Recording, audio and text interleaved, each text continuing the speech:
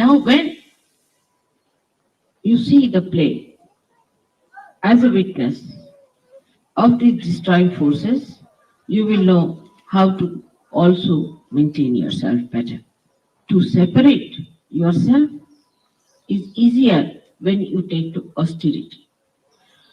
The worst thing that elements have done to you is that you have formed habits, all kinds of hangs up.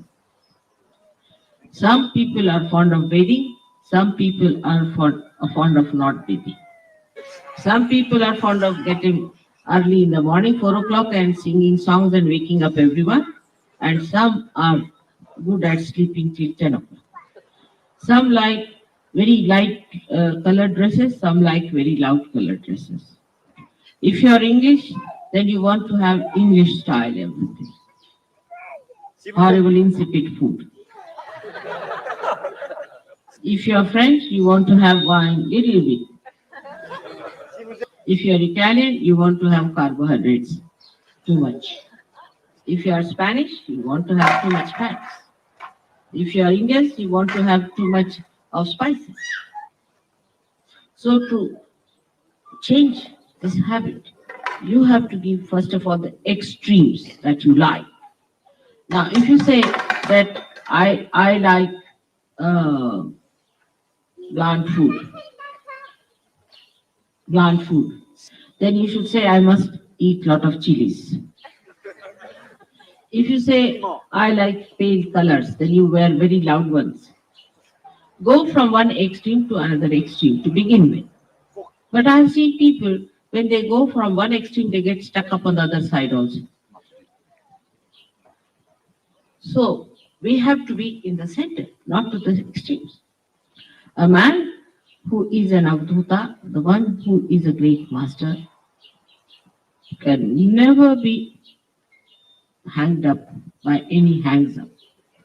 He cannot be ruled by any ideas that I like this. He sees beauty in the lush greenery, and he sees beauty in the trees which are devoid of any leaves. Now the trend of getting to austerity in a very funny way has started in the West. Like if you comb your hair, then you are no good. If you do not smell in the body, then you are no good. If you don't look like a pig, you are no good. All kinds of funny sort of ideas have crawled into the mind because they are going to the other extreme. But we have to learn from the nature. Nature dresses up itself when it has to greet the spring. And when it is the winter, it just gets completely undressed, I should say, because the leaves have to go to the Mother Earth and that the sun has to reach the Mother Earth. It is not attached to anything. Surprisingly, it is much more elemental than we are. While we who are spiritual should have no attachment. But this idea is also a mental idea, which is the worst attachment. It's a very funny attachment, which makes me laugh. That's the biggest joker I've seen that people get attached to mental ideas. It is like believing that whatever you think mentally will just happen to you. Say for a mental person, he has to go to picnic. He will mentally put in his mind he is going to take this, that, and that. He may even open a file and write it down that I'm going to take this and this and this with me. And when he goes to the picnic, he finds he's high and dry because he's not taken anything with him. It's all in the file. Your mother is good at speaking and she speaks to you, but it should not be your mental attachment. Like, yes, mother says so, and everybody discusses with such great enthusiasm, this is that, but it's not become part and parcel of your being. But it's a very common attachment nowadays with all the people knowing about everything and having nothing. This mental attachment is to be really attacked. Becoming a sea Becoming is experiencing. Becoming is seeing, it is experiencing. Like if I have to come to this place, I must come and see it. If only I have thoughts about it and mental idea, mental picture, it is no good. I can it's not mine. It's not the truth. So when you become aware, actually what happens? That you see it yourself. So let us see. Get out of that mental conception that you know already about. You do not know because what you know is just mental. That should be a part and parcel of your being. Now, how to do it? Some will say that we'll just go on being austere about it. Then that will become again another obsession. Some will say, all right, mother has said we should enjoy, so we'll just enjoy. How to strike the balance is the big problem, but should not be with people who have vibratory awareness. In that also you can be obsessed. I have seen people talking as if they are all great Sahaj yogis and no vibrations and saying they are getting vibrations. It is so deceptive. So one has to think that we have to go further and see more and more and know about it. But if you then ask a French, how are you? Then under the influence of this, they'll say like this. That means they are always in imbalance. You ask an Englishman, he said, don't know. Or they say, I know. There's nothing in between. Now, we have to understand that we are carrying the light in our hand. And the light should not shake. We have to hold the light tight. And we should have a concentrated attention towards the maintenance of the light. And then to tell yourself that we have to see, not to just understand mentally, is to be actually aware because you are complete otherwise. You are the part and parcel of the whole. You are. But only thing that you have not yet seen that. You have mentally accepted, but you have not become. Because mental projection comes from thought. That means you are at the level of the thought. You have to become thoughtless. But if you live on the basis of thought, then you are still below the archangel. So all the thought waves must be stopped to begin with and should say that, all right, let us see now. So from the Navi chakra, you come up to the Agya chakra. Then above that comes the third problem of destruction is emotional. The emotional is a very subtle one. Like some people, Sahaj yogis will sit down with a guitar and will start singing as if they are all lovebirds. What is it? What is it? Come, come, come, come, come, come, come. What has happened? Why do you cry? Come to me, come to me. All right. Just take her away. She's got a. So the most delicate one is the emotional. This emotional one is a collectivity in a camouflage. For example, when the Sahaj yogis will meet, they'll hug themselves, kiss each other, and will be very, very nice to each other, you see, and sit down and sing songs like hippies.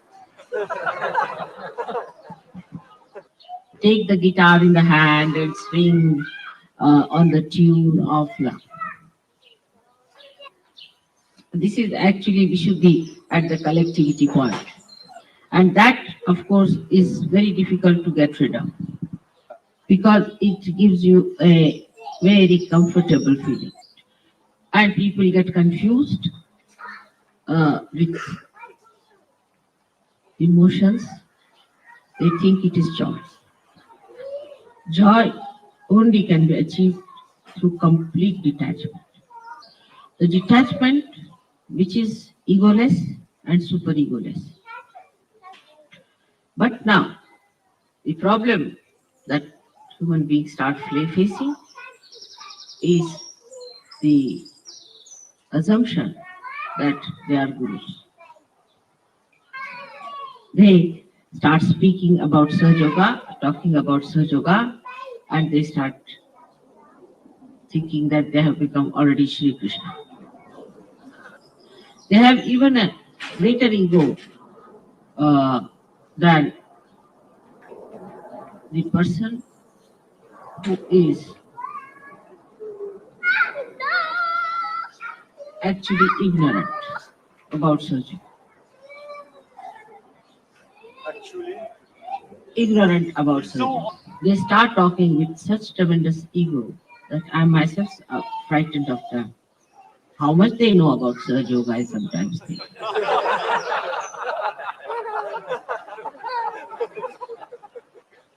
And they start asserting it so much that it's frightening. All this can be also said that they feel that protocol is not all right and there should be proper protocol. So we are looking after the protocol, we are the guards of the protocol, or all these things there. Now, those who are on the emotional side see the ego of others, while those who are on the ego side see the emotions of others. So, one criticizes another. But they don't see themselves mais that, that they are falling a trap into one of the extremes. So, unless and until you are detached, you cannot see. I will not say I did committed a mistake, but it happened to be a mistake. For the first 3 years of Surge Yoga, I never talked of a booth. I thought I'll be able to manage without that. But a lady came in Surge Yoga who was possessed and who tried all kinds of tantric tricks, so I had to tell her. Now, every Surge Yogi is a bundle of boots. chaque Sahaja Yogi est une gerbe de gouttes. You ask any Surge Yogi, why did you do it? Must be a booth. If you say that, how is it that you have done such a thing? Then they will say that I do not know. It's the booth who has done. They are never there. All the booths are there. Now, I don't understand how to deal, even as a guru, because if my disciples are there, I can tell them, but if there are booths, what am I to tell them? I can talk to Sahajogis, but not to booths. They won't listen to me. So, this is the greatest escape that Sahajogis have found now, which is the worst, which was never before. So, sometimes I feel it was a mistake I introduced this word booth. They excuse themselves by just saying, Mother, it is some negativity.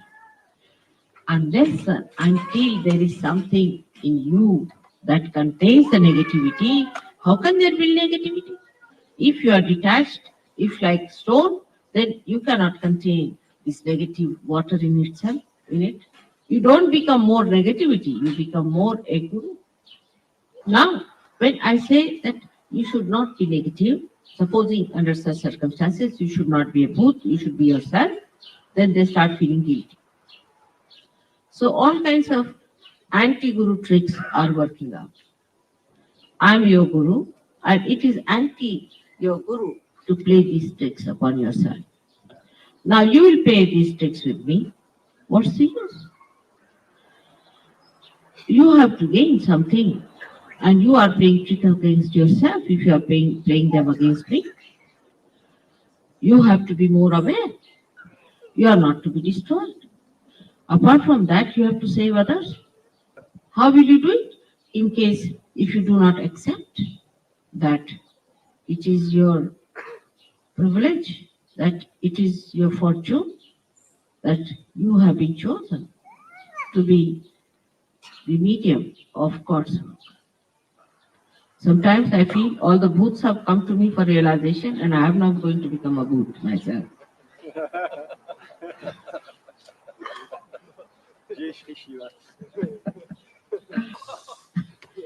Bhut also means, Bhutanath is the name of Sri Shankaraj, Sri Shiva, because he gets after the bhoots all the time. But you have to be the present and not the bhoot. Bhoot means the past. Then what is there to be known? You become. When you are in the present, you just start becoming, evolving, blossoming. Try to be in the present. Do not escape the present. Face it. Don't feel guilty nor blame the bhoot. Both things are going to take you away from the present. Now just see the whole nature, the whole divine power. Your ardent desire of ages. Everything is on your side. The time has come. You are just there. What are we to do?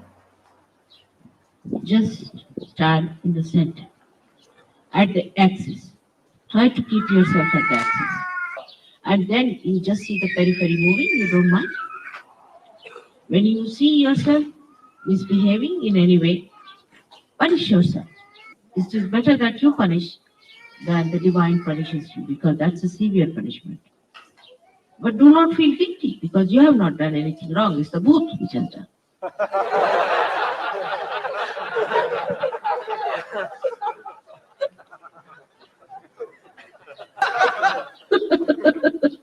So, we come to the point that we should realize that we are gurus and we cannot be bhoots. We have to change our outside also to become good gurus. For example, we have to learn good manners. Then these manners become your nature. Sometimes people who are very fond of food, I always tell them they should fast. Whatever you are fond of, try to give up.